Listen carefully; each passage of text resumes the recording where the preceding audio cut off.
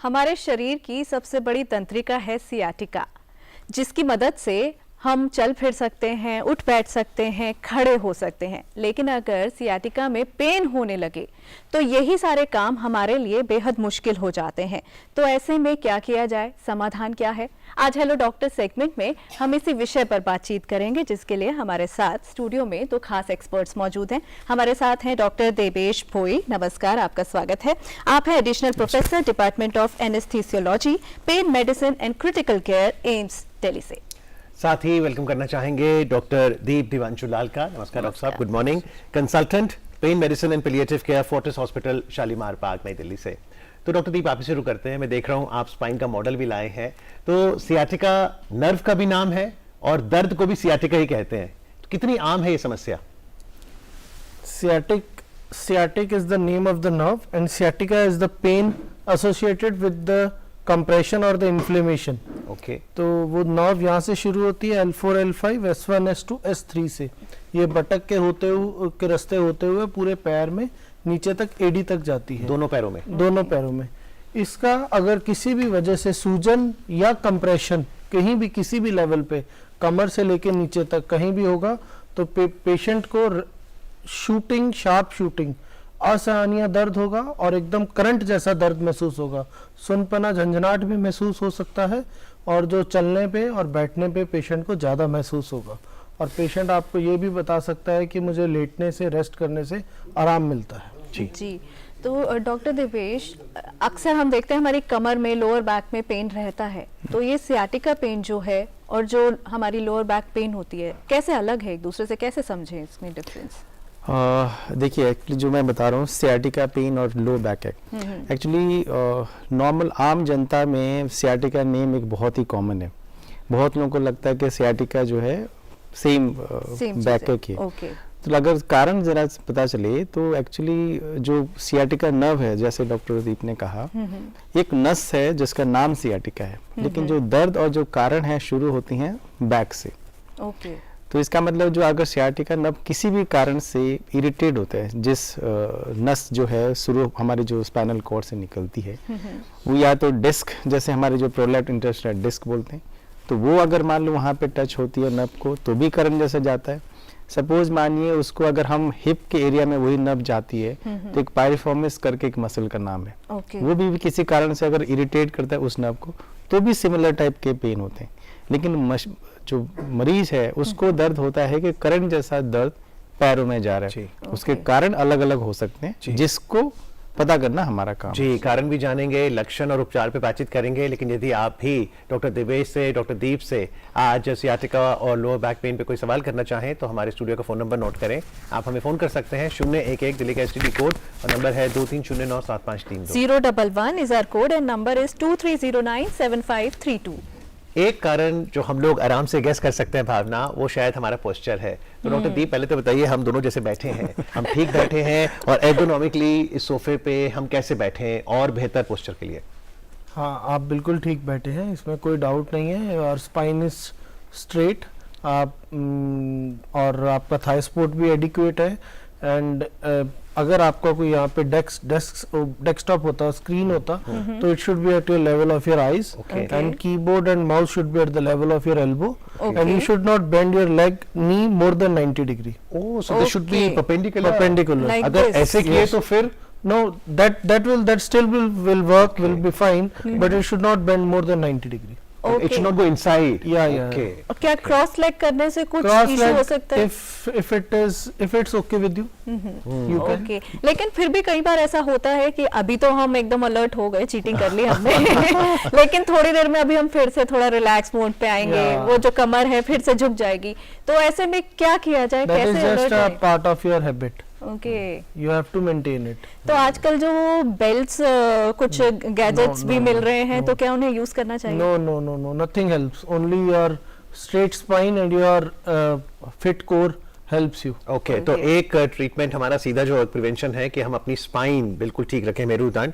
Doctor Divesh, क्योंकि examination season है और बच्चे पढ़ रहे हैं, कई बार देखते हैं हम वो लेटे लेटे पढ़ते हैं, ऐसे लेट गए सामने किताब, क्या ये पोस्चर उनको फिर खराब कर सकता है? ये पोस्चर सही में खराब कर सकता है, क्योंकि जो नॉर्मल स्पाइन की जो पोस्चर है, जैसे डॉक्टर दीप ने बताया था, it should be straight, back straight, normal हम वही एक हैबिट में है, नॉर्मली हम उसको अपने हैबिट में ही रखना चाहिए कि जो प्रॉपर पोस्चर है इमीडिएटली तो पता नहीं चलता है। और जो एग्जाम सेशन बोल रहे हैं एक्चुअली इस एज में पता ही नहीं चलता कि आप क्या कर रहे हैं, बट बाय द टाइम आप इसको जैसे परसिस्टेंटली करते रहेंगे तो suddenly that will be land of in a chronic pain, जो मान लो आपको उसी पोस्चर से डिफरेंट टाइप की बीमारियां, बिकॉज उसमें आपकी क्या है नॉर्मल जो मसल्स की एक्टिविटी भी है, एक मांसपेशियां अलग से काम करें एक दूसरी से काम करें। जी इस समय मनोज जी हैं फोन लाइन पर, आइए उनका सवाल लेते हैं। हेलो, मुझे मेरे बैक दर्द रहता है, तो मुझे उनसे बहुत दर्द होता है, मुझे तो दर्द होता है। जी उम्र कितनी है आपकी मनोज जी? मुझे 49 है। 49। और कब से दर्द है आपके बैक में? सर लगभग 2 साल से ऐसा चले रहते हैं। क्या करते हैं फिर आप दर्द के आराम के लिए? अब सर कोई पेन किलर ले लेता हूँ। डॉक्टर साहब ये पेन किलर जो हम ले लेते हैं कई बार और कई बार अपने आप से, अब क्या एडवाइस करेंगे आप मनोज जी को? नहीं, हमें सेल्फ मेडिकेशन नहीं करनी चाहिए। ये पेन किलर्स कौन सी लेते हैं, जो यूजुअली लोग पेन किलर लेते हैं हमें ओपीडी में आके बताते हैं, उनके बहुत खतरनाक साइड इफेक्ट हैं, वो किडनी डैमेज कर सकते पर हैं। डॉक्टर साहब जब दर्द हो रहा है तो फिर सहा भी नहीं जाता। आपको अपने नियर बाय जनरल फिजिशियन या पेन स्पेशलिस्ट इन लोगों को, ऐसे डॉक्टर्स को कंसल्ट करना चाहिए, सेल्फ मेडिकेशन पे निर्भर नहीं करना चाहिए। जी, कारण क्या है इस पेन के कि 49 भी कोई ज्यादा उम्र तो नहीं हुई लेकिन दर्द हो रहा है, बड़े बुजुर्ग होते हैं उनको भी इस तरीके का पेन होता है, कारण क्या रहता है? सो मैं कारण एक ब्रीफली मैं बताता हूँ। नॉर्मली जो ये सियाटिका है या बैक पेन है, ये यंग जनरेशन के भी हो सकता है और ओल्ड जनरेशन के हो सकता है, और दोनों के कारण अलग हैं। ओल्ड एज में ऐसा होता है कि एज जैसे प्रोग्रेस करता है डीजेनरेटिव चेंजेस होते हैं हमारे स्पाइन में, जैसे कि छोटी छोटी हड्डियां बनना, एक्स्ट्रा जो है डिस्क की जो हमारी जो हाइड्रेशन है, नॉर्मली जो एक हाइट मेंटेन रहती है उसकी जो है बार बार डीजेनरेटिव चेंजेस आने से स्पेस कम होते हैं एंड वो नर्व पे इरिटेट करती हैं, तो वो एक पेन होता है अलग। यंग में क्या होता है, सपोज मान लो आपने बैड पोस्चर मेंटेन किया या फिर कोई रिसेंटली ट्रॉमा हुआ या आप क्रॉनिकली किसी सडनली आप जो सामने झुक के या जैसे gymming with heavy lifting and all, तो बहुत बार देखा होगा कि यंग लड़के भी आते हैं हमारे पास, विन 18-20-22 साल के लड़के सडनली जिम गए हैं, उठा दिया बहुत जोर से and then disc has been ruptured and they have severe pain। पर डॉक्टर दिवेश कई बार एक जिम में हम देखा है बाहर होता है आप ऊपर लटके डेड लिफ्ट, वो फायदेमंद है? देखिए हर किसी के अलग अलग है, मतलब आपको कितना वेट लेना है और किस तरह से लेना है।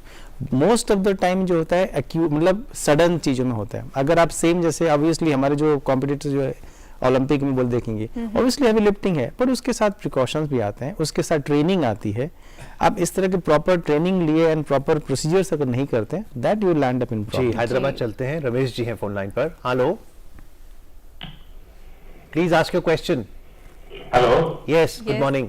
Good morning sir. Yes, what's your question? मेरा नाम रमेश कुमार है, मैं हैदराबाद से बात कर रहा हूँ जी। मेरा उम्र जो है वो लगभग 50 साल होने 49 ईयर्स है जी, और मैं 90 केजी वेट हूँ और मैं कुश्ती प्लेयर था। अच्छा अभी मैं 2 व्हीलर चलाता, तंदुरुस्त हूँ सर। अच्छा, मेरे को ना ही बीपी है ना ही शुगर है, मगर अच्छा खर्चा खाता हूँ, सब कुछ करता हूँ, मगर जब कभी 2 व्हीलर चलाता हूँ या ज्यादा बोझ उठाता हूँ या 50 किलो का बोरी लेके 3-6 मंजिल पे जाता हूँ तो पीठ का दर्द तो जरूर आता है। जी, तो पीठ का दर्द आने का कारण क्या है? जी, क्या उसमें खान पान की दिक्कत है या मेरी चाल चलन को बदलना पड़ेगा? कैसा? आपकी हाइट कितनी है? हाइट 5 फीट 6 इंच है सर जी। डॉक्टर साहब ये बॉडी मास इंडेक्स, क्या अगर कोई ओबीस है तो भी फिर सियाटिका लोअर बैक का रहता है 5-6 और 90 केजीज वेट? हाँ, इनका थोड़ा सा जो बॉडी मास इंडेक्स है वो ओवरवेट या ओबीस कैटेगरी 1 में है, माइल्ड ओबेसिटी में है। ये इनका जो बैकग्राउंड है वो बहुत फिट बैकग्राउंड से हैं। ये इनको अपने नज़दीकी एक पेन फिजिशियन से मिलके एक बार अपना पेन साइकिल ब्रेक कर लेना चाहिए, उसके बाद रेगुलर एक्सरसाइज करना चाहिए, तो ये अपने काम को और अच्छे से कर लेकिन पाएंगे। डॉक्टर दिवेश जो लिफ्टिंग की बात की, मान लो अगर मुझे बोरी उठानी है, मान लो मुझे कुछ और वेट उठाना है, सही तरीका क्या है? देखिए नॉर्मली जो है अगर मान लो किसी चीज़ को उठाने का होता है, तो जब भी अगर पेशेंट को अगर कोई बैक एक ऑलरेडी है, जब हमारे पास आते हैं तो हम बोलते हैं कि कुछ चीज़ें हमें चेंज करना पड़ते हैं। जैसे आपको कोई चीज़ नीचे से उठानी है तो आपको सामने ऐसे झुक के ना उठा के, अच्छा। रादर आप बैठें एंड देन सडनली उठाएं उसको। पैरों पे आए, मतलब वेट पैरों पे नहीं। इसको बेंड करना है, आप फिर झुकना है। ऐसे सडनली आप जो 90 डिग्री बैक में अगर बेंड करेंगे तो वो प्रेशर ऑटोमेटिकली रेडिएट होगा। ओके। तो आप बैठ के चीजें उठाएं और जितना आप हो सकता है, अगर हैवी लिफ्टिंग करना है तो ऑब्वियसली वो अगर बैक एक ऑलरेडी उसका मरीज आप हैं तो वो अवॉइड करें जो हैवी लिफ्टिंग में। लेकिन कई लोगों ये की- वाली प्रॉब्लम जी। होती है, जैसे कि अच्छा। मान लिए India is a country of different profession, तो हमारे पास मरीज आते हैं जो पुअर सोशियो स्टेटस से हाई जो लाइवलीहुड कुछ और करते हैं तो उनके तो ठीक है, लेकिन कुछ मरीज हैं जो कि नॉर्मल लेबर उसके वेज और उसमें काम ही है, जी। तो उनको फिर भी हम बोलते हैं कि परसिस्टेंटली वो ना करें, या फिर अपने जो काम जो उनका जो लेबर जो एम्प्लॉयमेंट है उनसे बोलें कि जो उनका जो काम को थोड़ा सा जो है जी। इंटरप्ट करके। लेकिन कुछ लोगों की आदत होती है कि जब वो लेटे हैं और जब उनको उठना है तो एकदम से खड़े हो जाते हैं। ये भी बहुत तो वो सही तरीका वो क्या है? एग्जैक्ट सेम चीज बता रहा हूँ, यही बात है जो प्रोन होते हैं इस चीजों में आप गए, उनको सडन भी किसी चीज का अगर फ्लेक्शन या जो बैक का ये होता है तब आपको चांसेस रहते हैं कि आप प्रेशर सडनली उसमें डिसिपेट हो रहा है। ओके। तो उससे बेटर है आपकी एक साइड करवर्ट ली एंड देन सडनली चीजें करें। जी, तो देखिए छोटी छोटी टिप्स हैं। इस समय डॉक्टर दीप पंजाब चलते हैं, अगले कॉलर हमारे साथ फोन लाइन पर। Hello, good morning. हेलो जी, जी। सवाल पूछिए। सर नमस्कार, मैं इकबाल सिंह डिस्ट्रिक्ट नवाबगढ़ पंजाब से बोल रहा हूँ। नमस्कार। अच्छा, मैं ये पूछ रहा था कि एक्चुअली तो डेफिशिएंसी आती है, जैसे बॉडी में कैल्शियम की या कोई और न्यूट्रिशन की, तो उसको हम कैसे फुलफिल कर सकते हैं? घुटने कमजोर हो गए हैं, कभी थोड़ा जैसे उसको लग नहीं है, तो क्या कैल्शियम बॉडी को कैसे हम देते हैं? जी। डॉक्टर साहब, न्यूट्रिशन के लिहाज से कैल्शियम और विटामिन D3 दोनों ही इम्पोर्टेंट है बोन हेल्थ के लिए। बोन हेल्थ में जो एक सबसे और इम्पोर्टेंट चीज़ है प्रोटीन। हड्डी सिर्फ कैल्शियम और D3 से नहीं बनी हुई है, प्रोटीन से भी हड्डी बनी हुई है। तो अपना protein intake, calcium intake, vitamin D3 intake, तो जो सुबह सुबह का धूप होता है वो उसमें अपने आप को एक्सपोज करें। 2 गिलास दूध पिए रोज, 1 गिलास सुबह 1 गिलास शाम को, और अपना D3 लेवल चेक करवाएं अपने डॉक्टर से, और उनके अकॉर्डिंग सामान्य D3 लेवल कितना होता है? सामान्य सर इसका 2 वैल्यू है, एक 30 to 100 होता है, एक 75 to 200 होता है। ओके। तो आपको अपने डॉक्टर के मिलना चाहिए, उसके उस लेवल्स को मेंटेन करना चाहिए, सो दैट आपका बोन हेल्थ अच्छा जी। रहे। और गुड, अगर आप अच्छी एक्सरसाइज करेंगे तो बोन हेल्थ ऑटोमेटिकली अच्छा रहेगा, क्योंकि मसल्स आपका बॉडी वेट लेंगी, muscles will help you more in doing any activity. तो जी। किस एज में हम ये सब चीजें, जैसे कुछ लोगों को सप्लीमेंट की भी जरूरत पड़ जाती है, तो किस एज में स्टार्ट करना बेहतर है? यूजुअली फीमेल्स को around menopause okay. And males को अराउंड 50-55 दे मस्ट स्टार्ट। जी, डॉक्टर दिवेश भोई, अब अगर मान लीजिए कोई लोअर बैक और सियाटिका पेन के साथ आ गया, पैरों में दर्द जा रहा है, कौन सी डायग्नोस्टिक्स करवानी है? क्या सबको MRI करानी है? क्या एडवाइस करते हैं डॉक्टर? देखिए, जब हमारे पास जब भी मरीज आते भी हैं कि बैक एक है ऑलरेडी, कभी कभी तो बहुत बार हमारे पर रेफर्ड होके आता है, तो काफ़ी सारे ऑलरेडी चीज़ें हो चुकी हैं देन ये, बट सडनली हमारे पास कभी मरीज आते हैं तो हमारा एक प्रोसीजर होता है कि proper history with clinical examination हम करते हैं, जो हमारी क्लिनिक में पेशेंट की टोटली एक प्रोविजनल डायग्नोसिस बनाते हैं। बहुत बार क्या होता है कि जो कभी कभी इनिशियल सियाटिका पेन और जो है कि पता चलता कि है, उस टाइम में कभी कभी जो पहली बार अगर हो रहा है उसमें 4 to 6 वीक का हम कंजर्वेटिव ट्रीटमेंट देके छोड़ देते हैं कि आप कुछ दिन आप ट्रीटमेंट ले लीजिए एंड देन ट्रीटमेंट मतलब दवाइयाँ दी जाती है। Okay. अगर मान लो जो कि परसिस्ट करता है या वो कुछ सपोज मान लो फिर से रिकर करता है या फिर सोल्यूशन नहीं आता है, देन उसको उसी जिस डायग्नोसिस बना है उसी के रिगार्डिंग डिफरेंट टेस्ट किया जा सकता है, जैसे कि ब्लड टेस्ट से लेकर x-ray and sometimes MRI, okay. जिसमें कि प्रॉपर डायग्नोसिस बनना उसमें ज़्यादा आसान होता जी। है और पेशेंट को इसी हिसाब से डिफरेंट एडवाइस तो भी डॉक्टर जाती साहब, है। जो दवाई देते हैं वो दवाई करती क्या है? अगर दर्द है सियाटिका का, दवाई क्या कर रही है? दवाई एक्चुअली क्या, जो दर्द होता है बहुत बार इसमें ये होता है, एक होता है कि नस आपका इरिटेट हो रहा है, दैट इज वन थिंग। दूसरा है कि एक बॉडी का प्रोटेक्टिव मैकेनिज्म होता है कि भी जिस भी जगह पे कुछ दर्द होता है तो उसी अराउंड की मसल जो है स्पैज्म में चले जाते हैं। ओके। तो उस स्पैज्म जब जाता है तो वो बेसिकली स्पैज्म तो करता है लेकिन वो पेन भी करता है। तो हमें उस टाइम में कभी कभी अगर एक्यूट डिस्क जैसे बोलते हैं उसको थोड़ी देर टाइम के लिए हम ब्रेक करने के लिए इनिशियल स्टेज में आइस थेरेपी एंड देन बाद में hot therapy and then rest for at least 1 or 2 days and then subsequently go on. Okay, मेरा एक जी। क्वेरी आपके लिए हाँ कि जी। अगर मुझे दर्द हुआ सियाटिका है कोई दवाई मैंने ली, गोली को कैसे पता लगता है मुझे दर्द कहाँ है? Good question, good question. Doctor Devesh कैसे पता लगता है गोली को? देखिए ऐसे तो गोली ऐसी है कि वो गोली किसी भी दर्द के लिए बनी होती है, तो आपको अगर बॉडी में कहीं भी दर्द होगा तो क्योंकि वो जो दर्द जब होता है तो मैकेनिज्म बनता है, तो जी। वो बेसिकली हर चीज से ही बनता है, अगर आप यहाँ से भी हो या यहाँ से भी हो। ओके जी डॉक्टर, कई बार ऐसा होता है कि यही जो हिस्सा है सुन्न महसूस होना शुरू हो जाता है और कंट्रोल नहीं हो पा रहा होता, खड़े ही नहीं हो पा रहे होते, तो क्या ये इसी का सिग्नल है, इसी के सिम्टम्स हैं या ये जब- कुछ और संकेत देता है? बिल्कुल ठीक क्वेश्चन पूछा, बहुत इंपॉर्टेंट है मैम। जब भी हमारे पास पेशेंट आता है low back pain with leg pain, मान लो वो सियाटिका ही है, तो उसमें हमें ये देखना होता है कि पेशेंट को कोई कोई पेशी तो नहीं आ गई है। ओके सुनपना एक नेगेटिव साइन है, ओके पेन होना पॉजिटिव साइन है नर्व का। अच्छा। नर्व सुन्न हो रही है मतलब ये खराब बात है। नर्व की जब तक ऑक्सीजन उसको मिल रहा है और वो दब रहा है, नर्व दब रहा है, तब तक वो पेन करेगा, वो रो रही है। ओके अगर नर्व ने रोना बंद कर दिया, इसका मतलब उसको ऑक्सीजन सप्लाई उसको मिलना बंद हो गया, तो वो नमनेस की तरफ चला जाता है, सुनपने की तरफ चला जाता है। ओके कुछ तरह के सुनपने होते हैं, हल्के फुल्के कुछ दिनों के होते हैं, वो रिकवर हो सकते हैं। लेकिन जो सुनपना लंबा होता है या जो मोटर वीकनेस, जिसको हम फुट ड्रॉप भी बोलते हैं, पैर मारा गया, उनमें बहुत urgent surgical exploration, spine surgery की जरूरत पड़ती है और वो करवानी चाहिए। एक और रोजमर्रा की मैं टिप लेना चाहता हूँ डॉक्टर दीप। मान लीजिए मुझे ये टेबल सरका के वहां तक ले जाना है, मैं इसे पुश करूं या उधर जाके पुल करूं? आप इस टेबल के लेवल पे बैठिए okay and then slowly push the table. Okay, pushing is better than pulling. Yes.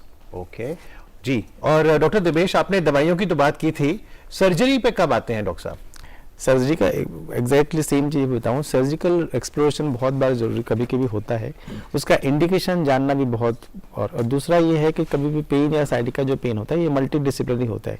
मरीज पेन फिजिशियन के पास सकता है, मरीज ऑर्थोपेडिशियन के पास जा सकता है, मरीज न्यूरोलॉजिस्ट के पास जा सकते हैं, मरीज न्यूरोसर्जन के पास जा सकते हैं। तो इधर मरीज जो फिजिकल मेडिकल रिहैबिलिटेशन है, बहुत लोग एक्चुअली इस चीज को डील करते हैं। हर किसी का जो है इंडिकेशन यही बनता है कि अपने लेवल पे आप जो कंजर्वेटिव ट्रीटमेंट करते हैं एंड देन अगर नहीं हो पाता है तो सर्जरी चाहिए। जी। लेकिन कभी कभी अर्जेंट, जैसे कि मान लो आप जो पैर आपका है सुनपन, सडनली आपको लग रहा है कि नम हो रहा है, वीकनेस हो रहा है, सपोज मान लो आप एडी केबल खड़े नहीं हो पा रहे हैं, दैट मींस एक पैर में आपको ऐसे लग रहा है सुन हो रहा है। जी तीसरा है कि आपको अगर एल्डरली एज ग्रुप में बहुत बार होता है कि आपको जो मोशन या जो यूरिन का पता ही नहीं चल रहा है कि आप क्या है, there is a cauda equina syndrome type बोलते हैं। ओके वो केसेस जब होते हैं वो सर्जिकल इंडिकेशन बनते हैं, उसको Okay. प्रॉपर्ली इमीडिएट और एज सून एज पॉसिबल जी करना जी। थैंक यू डॉक्टर साहब। चलते चलते चलते कुछ टिप्स ताकि हमें सियाटिका पेन ना हो।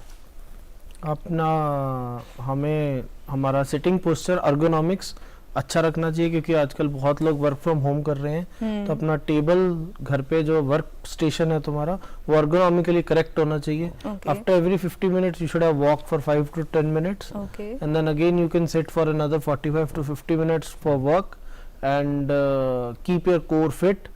A daily exercise for 20 to 30 minutes for core exercise and a daily walk for 20 minutes is more than enough to keep your core and back fit. जी बिल्कुल, डिक्शनरी में शब्द जरूर आप मीनिंग देखिए। एर्गोनॉमिक्स यानी आप अपना वर्क स्टेशन जहाँ पे आप काम कर रहे हैं वहाँ कैसे आपने चीजें रखी हैं, आप कैसे बैठ रहे हैं, और अगर उसका ध्यान रखेंगे तो आपको सियाटिका और लोअर बैक पेन नहीं होगा। डॉक्टर दीप आपका और डॉक्टर दिवेश आपका आज कार्यक्रम में आके जानकारी देने के लिए बहुत बहुत आभार।